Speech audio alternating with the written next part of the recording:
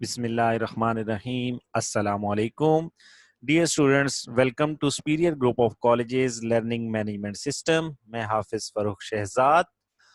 आज हम FSc part 2 में फिजिक्स का पहला लेक्चर पढ़ने जा रहे हैं जो कि चैप्टर नंबर 12 है। चैप्टर का नाम है इलेक्ट्रोस्टैटिक्स और लेक्चर नंबर 1 है जिसमें हम पढ़ेंगे coulomb force.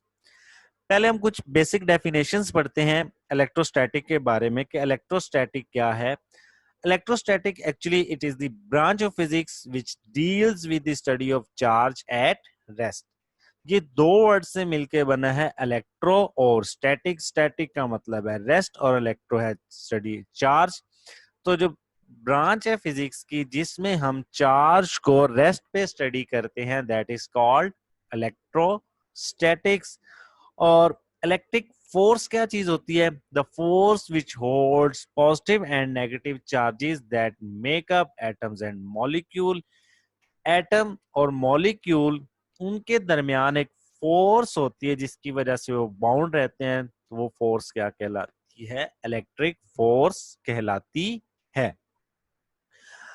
The human body entirely composed of atoms and molecules, thus we owe our existence to the electric force। हमारी बॉडी भी एटम्स और मॉलिक्यूल से मिलकर बनी हुई है। अगर इलेक्ट्रोस्टैटिक फोर्स खत्म हो जाए तो हमारी बॉडी की एग्जिस्टेंस भी खत्म हो जाएगी। अब हम आते हैं कूलम्स फोर्स। कूलम फोर्स को पढ़ने के लिए हम कुछ बेसिक चीजें पढ़ते हैं that is introduction. Coulomb law जो फर्स्ट पब्लिश किया था 1785 AD by French physicist that's Charles Augustin de Coulomb. इसने इसको डिस्कवर किया था और सबसे इंपॉर्टेंट चीज जो कूलम लॉ के लिए है, कूलम फोर्स स्टडी करने के that is point charge. Point charge क्या होता है? If the distance between two charges is about 300 time of their size, तो वो जो चार्जेस होंगे वो क्या कहलाएंगे? पॉइंट चार्जेस कहलाएंगे। दोबारा सुन लें कि अगर दो चार्जेस का दरमियानी फासला उनके साइज से 300 टाइम ज्यादा होगा तो वो चार्जेस क्या कहलाएंगे? पॉइंट चार्जेस कहलाएंगे। अब हम डेफिनेशन देखते हैं। ये स्टेटमेंट कूलम लॉ की क्या है? The magnitude of force of attraction और repulsion between two point charges is directly proportional to the product of the charges and inversely proportional to the square of the distance between them. सबसे पहले तो हमें definition या statement से ही पता चल रहा है कि coulomb force is for both attraction और रिपल्शन, दोनों के लिए होगी। और जरूरी क्या है कि दोनों चार्जेस क्या होने चाहिए? पॉइंट चार्जेस होने चाहिए। हम डायग्राम में कंसीडर करते हैं, फॉर एग्जांपल हमारे पास यहाँ पर दोनों नजर आ रही है, रिपल्शन के लिए है और ये अट्रैक्शन के लिए है, उसके ऊपर कोई फोर्स एक्ट कर रही है। फॉर एग्जाम्पल फर्स्ट हम देखते हैं the force is directly proportional to the product of the charges. तो फोर्स जो है Coulomb force that is directly proportional to the product of the charges Q1 and Q2। Second part है inversely proportional to the square of the distance between them. ये distance between दोनों charges के दरमियान distance है। और याद रखिएगा ये जो डिस्टेंस हम कंसीडर करते हैं from the centre of the charge, यहां से मेजर करते हैं, that is inversely proportional to the force. अब हम इन दोनों इक्वेशंस को, इक्वेशन 1 और इक्वेशन 2 को हम कंबाइन कर देंगे तो हम इसको लिख सकते हैं F is directly proportional to Q1 Q2 over R square. Proportionality sign remove करेंगे, हमारे पास एक कांस्टेंट आ जाएगा जो कि F is equal to K Q1 Q2 over R square. अब K यहाँ पर क्या है? That is proportionality constant. इसको हम फर्दर नेक्स्ट डिस्क्राइब करेंगे। याद रखिए this force always act as a long line joining the two points. जो चार्जेस के दरमियान ये लाइन है this is also called action line. तो जो फोर्स एक्ट करेगी वो हमेशा लाइन ज्वाइनिंग के ऊपर ही करेगी। फर्दर हम देखते हैं कि कूलम कांस्टेंट जो भी हमने कहा के है वो क्या होता है? That is K is equal to 1 over 4 pi epsilon naught. और इसकी वैल्यू क्या होती है? 4 पाई जो है वो इसका ज्योमेट्रिकल शेप के बारे में है। Epsilon naught is permittivity of free space. इसको नेक्स्ट हम ड्राइव करेंगे और डिस्क्राइब करेंगे। तो के की वैल्यू हमारे पास आ जाती है 9 मल्टीप्लाई 10⁹ न्यूटन मीटर स्क्वायर पर coulomb square, that is the value of के। और ये के की वैल्यू डिपेंड करती है दो चीजों के ऊपर। फर्स्ट है nature of the medium used between the two charges, आया कि वो मीडियम एयर है या कोई और मीडियम। हमने एप्सिलॉन नॉट जो मीडियम है इसको आगे हम एक्सप्लेन करेंगे, नेचर कौन सी है उस मीडियम की। और सेकेंडली ये डिपेंड करता है system of the units in which F Q and R measured. तो जो करंटली हमने यूनिट लिखे हैं उसमें फोर्स को हमने न्यूटन और जो चार्ज है उसको कूलम और आर यानी कि डिस्टेंस को हमने मीटर में मेजर किया है। तो ये एमकेएस सिस्टम है। अगर एफपीएस या सीजीएस सिस्टम होगा तो उसके लिए यूनिट्स क्या हो जाएंगे, डिफरेंट हो जाएंगे। परमिटिविटी ऑफ फ्री स्पेस की बात करते हैं जो एप्सिलॉन नॉट अभी हमने देखा। If the medium use between two charges is air और फ्री स्पेस, देन हम क्या यूज करते हैं, k is equal to 1/4 pi epsilon not.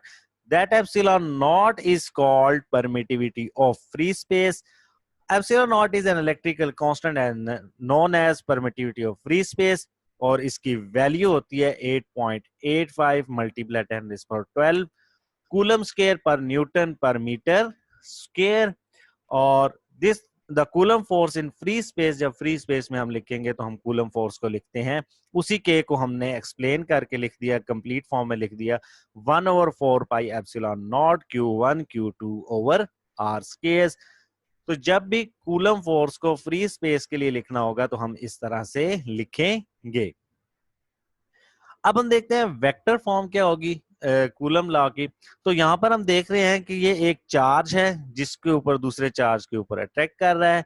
यहां पर हम देख रहे हैं Q1 और Q2 के दरमियान अट्रैक्शन है और यहाँ भी Q1 और Q2 के दरमियान अट्रैक्शन है।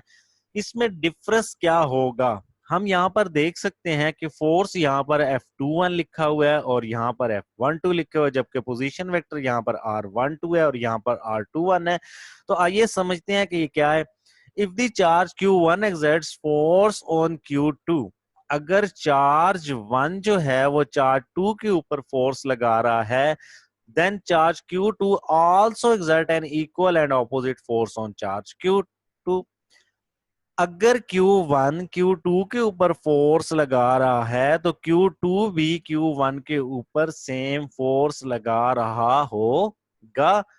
किस तरह से, तो हम जानते हैं the coulomb force is mutual force. इसका मतलब है कि अगर Q1 Q2 के ऊपर लगा रहा है तो Q2 भी Q1 के ऊपर फोर्स लगाएगा। So Coulomb force is a mutual force.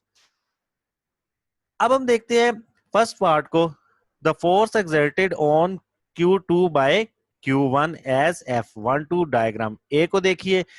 तो इसके ऊपर जो फोर्स लगेगी हम उसको पढ़ेंगे F21 is equal to K की value 1/4 pi epsilon naught Q1 Q2 और R स्क्वायर और R21। हम इसको रिवर्स में पढ़ेंगे कि जो 1 है वो 2 के ऊपर फोर्स लगा रहा है। F21 का मतलब क्या है कि that charge 1 is exerting force on charge 2। इसी तरह the force exerted on charge Q1 by Q2, अब Q1 के ऊपर फोर्स लग रही है किसकी, Q2 की। तो अब हम इसको किस तरह लिखेंगे, F12 लिखेंगे। उसी तरह रिवर्स पढ़ेंगे कि सेकंड चार्ज फर्स्ट के ऊपर फोर्स लगा रहा है और पोजीशन वेक्टर भी हमें उसी तरह बता रहा है कि सेकंड चार्ज क्या कर रहा है, फर्स्ट चार्ज के ऊपर फोर्स लगा रहा है।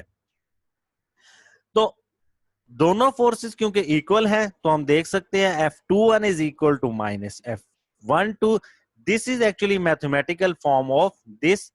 तो हम यहां से देख सकते हैं the two forces are equal in magnitude but opposite in direction, that is Newton's third law of motion. तो कूलम लॉ जो है actually Newton third law of motion के अकॉर्डिंग काम करता है कि अगर 1 2 के ऊपर जितना फोर्स लगा रहा है 2 भी 1 के ऊपर उतनी ही फोर्स लगा रहा होगा।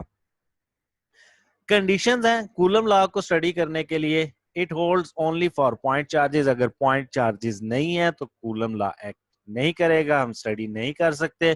उसके बाद ये चार्ज सिर्फ रेस्ट चार्जेस के लिए होता है, यानी स्टेशनरी चार्जेस होंगे तो कूलम लॉ एप्लीकेबल होगा। और थर्ड क्या है, that it is a mutual force. तो ये कंडीशंस हैं कूलम लॉ की।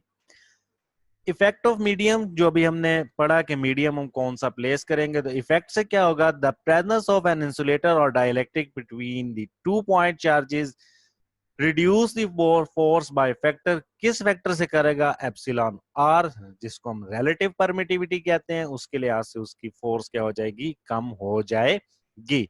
किस तरह से? This is known as relative permittivity और dielectric constant for the medium. अगर हमने क्या किया है कि फ्री स्पेस की बजाय कोई dielectric medium epsilon R place कर दिया है, तो अब जो कूलम फोर्स हो जाएगी F R, that is 1 over epsilon R. ये हमारे पास कूलम फोर्स है। अब हम इसको लिख सकते हैं F R is equal to 1 over epsilon R into F. और याद रखिए कि फोर्स हमेशा ग्रेटर होगी रिलेटिव फोर्स से। जब हम उसको प्लेस करेंगे मीडियम, तो फोर्स क्या हो जाएगी? उन दोनों चार्जेस के दरमियान रिड्यूस हो जाएगी by the amount of medium जो हमने प्लेस किया है। अब रिलेटिव परमिटिविटी और डाइलेक्ट्रिक कांस्टेंट देखते हैं कि डाइलेक्ट्रिक कांस्टेंट हमारे पास क्या होता है। तो the ratio of the force between two charges placed in air और vacuum to the force when they are placed in the medium is called relative permittivity और डाइलेक्ट्रिक कांस्टेंट। मैथमेटिकली हम इसको किस तरह से लिखते हैं? दैट रिलेटिव परमिटिविटी और dielectric constant is defined as force वो वाली जब हमने कुछ भी प्लेस नहीं किया, यानी कि एप्सिलॉन नॉट होगा, यानी कि एयर होगा, और उसके फोर्स को हम डिवाइड कर देंगे रिलेटिव परमिटिविटी से कि जब हमने उसके अंदर कोई और मटेरियल रख दिया है। बुक में साइड टेबल पर गिवन है डिफरेंट परमिटिविटीज की वैल्यू, तो that is called dielectric constant. अब हम कुछ पास्ट पेपर्स देखते हैं कि पास्ट पेपर्स में से कौन कौन से एमसीक्यूज इससे पूछे जाते हैं। तो फर्स्ट एमसीक्यूज आता है the SI unit of permittivity epsilon naught R, Gujranwala board 2008 में पूछा गया। सो अभी हमने पढ़ा कि इसका आंसर क्या होगा? ए आंसर इसका होगा।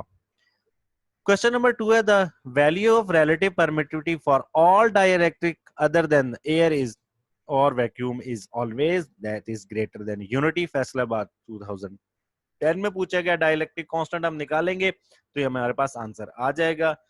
थर्ड है if the distance between the 2 point charges is doubled, the coulomb force with them between them will become।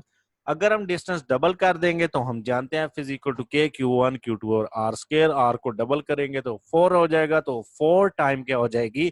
Reduce हो जाएगी। तो 1/4 D is the right option. Multan 2011 में एक एमसीक्यूज पूछा गया। कुछ शॉर्ट क्वेश्चंस देखते हैं। शॉर्ट क्वेश्चन जो इस टॉपिक से पूछा जाता है, what is the coulomb force between the two similar charges if the distance between charge is double. Same वही जो लास्ट अभी हमने एमसीक्यूज डिस्कस किया, उसी को शॉर्ट क्वेश्चन की फॉर्म में फैसलाबाद में 2018 और गुजरांवाला में 2010 में पूछा गया। सेकंड क्वेश्चन है right the statement of the coulomb law, write down it's mathematical relation, Sargodha 2010 और रावलपिंडी में 2008 में पूछा गया। क्वेश्चन नंबर 3 है how sharks locate their periphery, वो अपना रास्ता किस तरह से फाइंड करती हैं, एक्सप्लेन करना है। सरगोदा बोर्ड 2018 में पूछा गया। तो ये साइड इंफॉर्मेशन में गिवन है बुक में बाय इलेक्ट्रोस्टैटिक फोर्स। ये तो था आज का लेक्चर जिसमें हमने कूलम फोर्स के बारे में पढ़ा। नेक्स्ट लेक्चर में हम फोर्स ऑफ फील्ड और इलेक्ट्रिक फील्ड लाइंस के बारे में पढ़ेंगे। जज़ाकल्लाह।